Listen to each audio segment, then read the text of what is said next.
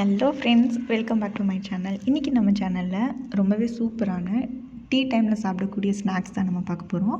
வாங்க வீடியோக்குள்ளே போகலாம். அதுக்கு முன்னாடி என்னோடய சேனலை இப்போ தான் நீங்கள் ஃபர்ஸ்ட் டைம் பார்க்குறீங்கன்னா சப்ஸ்கிரைப் பண்ணிக்கோங்க. பக்கத்தில் இருக்க பெல் ஐக்கானை கிளிக் பண்ணிக்கோங்க. அப்போ தான் நான் எப்போ வீடியோ போட்டாலும் உங்களுக்கு நோட்டிஃபிகேஷன் வரும்.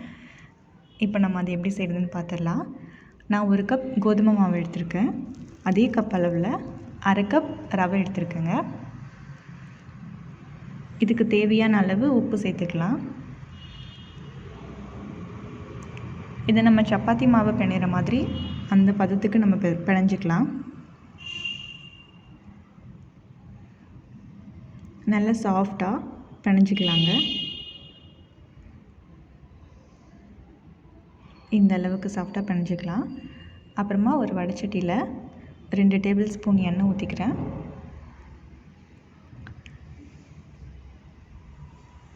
எண்ணெய் காஞ்சதுக்கப்புறமா கொஞ்சமாக ஜீரகம் போட்டுக்கிறேன். இதில் கட் பண்ணி வச்சுருக்க வெங்காயம் சேர்த்துக்கிறேன். இது நல்லா வதக்கிக்கலாம். ப்ரௌன் கலரில் ஆகட்டும். இது கூட இஞ்சி பூண்டு பேஸ்ட்டு சேர்த்துக்கிறேன். இஞ்சி பூண்டு பேஸ்ட் இல்லைன்னா இஞ்சி பூண்டை நம்ம குட்டி குட்டியாக கட் பண்ணி இது கூட சேர்த்துக்கலாம்.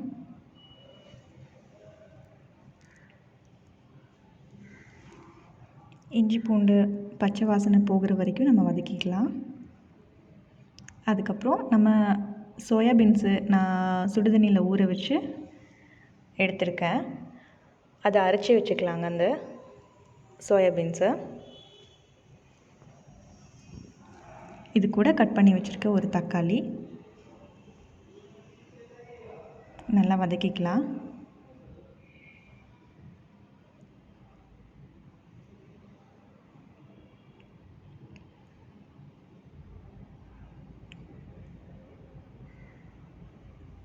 நம்ம அரைச்சி வச்சுருக்க அந்த சோயாபீன்ஸ் இது கூட சேர்த்து எல்லாத்தையும் ஒட்டுக்கா மிக்ஸ் பண்ணிக்கலாம்.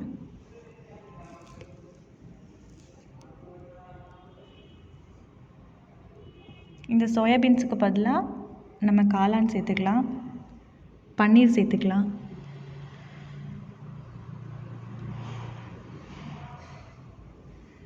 நல்லா மிக்ஸ் பண்ணியாச்சு. இதில் மசாலா ஐட்டம் சேர்த்துக்கலாம். மல்லித்தூள் கொஞ்சம்,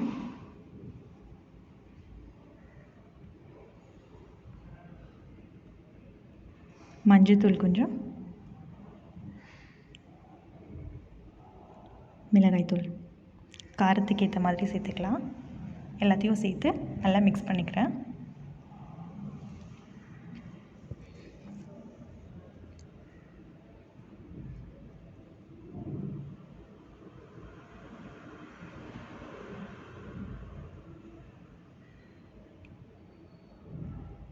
தேவையான அளவு உப்பு சேர்த்துக்கிறேன்.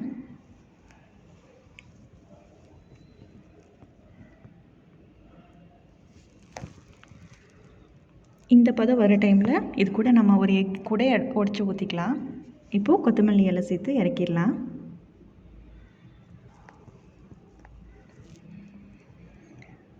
இப்போ நம்ம ரெடி பண்ணி வச்சுருக்க அந்த சப்பாத்தி மாவை நல்லா பரப்பி எடுத்துக்கலாம்.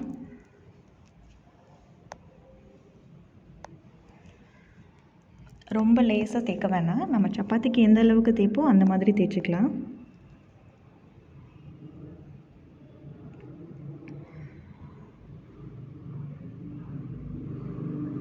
இந்த மாதிரி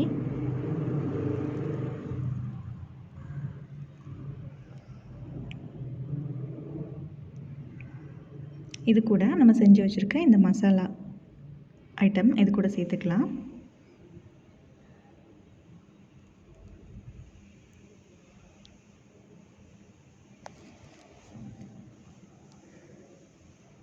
எல்லாத்தையும் இது கூட சேர்த்து ஃபுல்லாக எண்டு வரைக்கும் நான் பரப்பி விட்டுறேன்.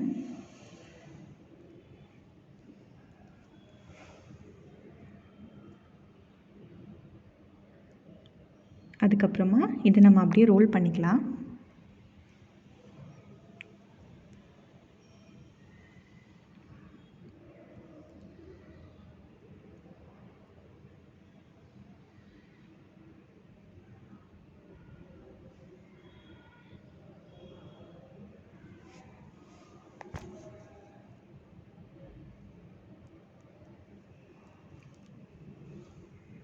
இந்த மாதிரி ரோல் பண்ணதுக்கப்புறமா 2 சைடு இருக்க ஓப்பனை நான் க்ளோஸ் பண்ணிடுறேன்.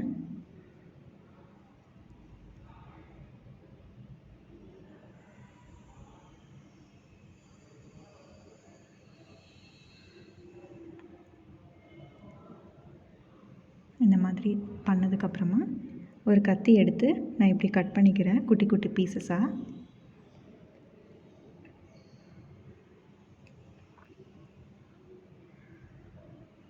நான் கட் பண்ண பீசஸ் காமிக்கிற பாருங்கள்.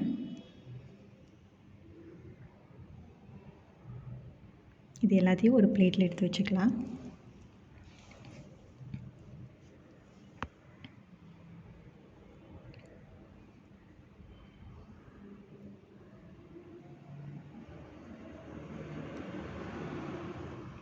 எல்லாமே பிளேட்டில் மாற்றியாச்சு. இப்போ ஒரு வடைச்சட்டியில் எண்ணெய் ஊற்றிக்கலாங்க.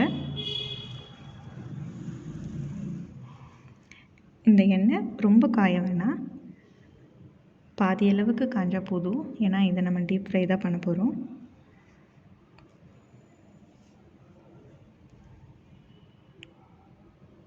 எண்ணெய் காஞ்சிருச்சு.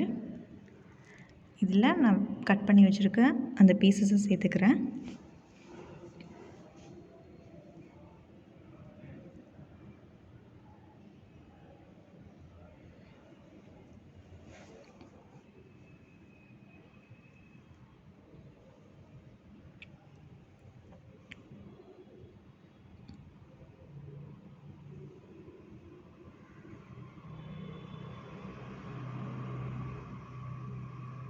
அடிப்பாகம் வந்ததுக்கப்புறமா மேலே இருக்க பாகத்தை நம்ம திருப்பிக்கணும்.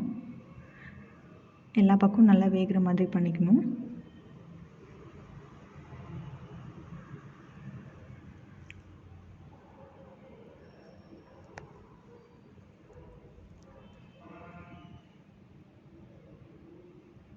இப்போ இதை திருப்பி விட்டுக்கலாம்.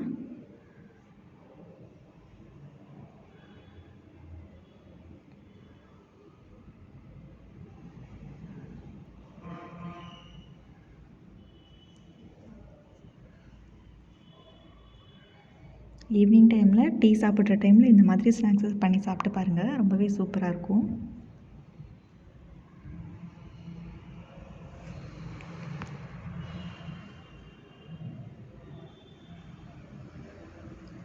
எல்லா பக்கமும் 4 பக்கமும் நல்லா வேகிற மாதிரி பண்ணிக்கலாம்.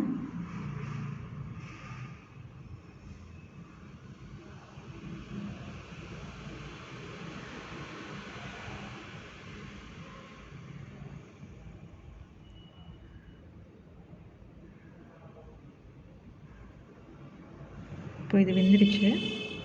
நம்ம இன்னொரு பிளேட்டுக்கு சேஞ்ச் பண்ணிடலாம்.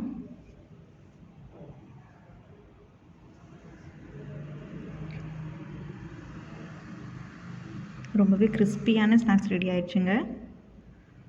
உங்கள் வீட்டில் கண்டிப்பாக இதை ட்ரை பண்ணி பாருங்கள். என்னோடய வீடியோவை இப்போ தான் நீங்கள் ஃபர்ஸ்ட் டைம் பார்க்குறீங்கன்னா சப்ஸ்கிரைப் பண்ணிவிட்டு பாருங்கள். பக்கத்தில் இருக்க பெல் ஐக்கானை கிளிக் பண்ணிக்கோங்க. அப்போ தான் நான் இப்போ வீடியோ போட்டாலும் உங்களுக்கு நோட்டிஃபிகேஷன் வரும். இதை உங்களுக்கு கட் பண்ணி காமிக்கிறேன், எப்படி இருக்குன்னு பாருங்கள்.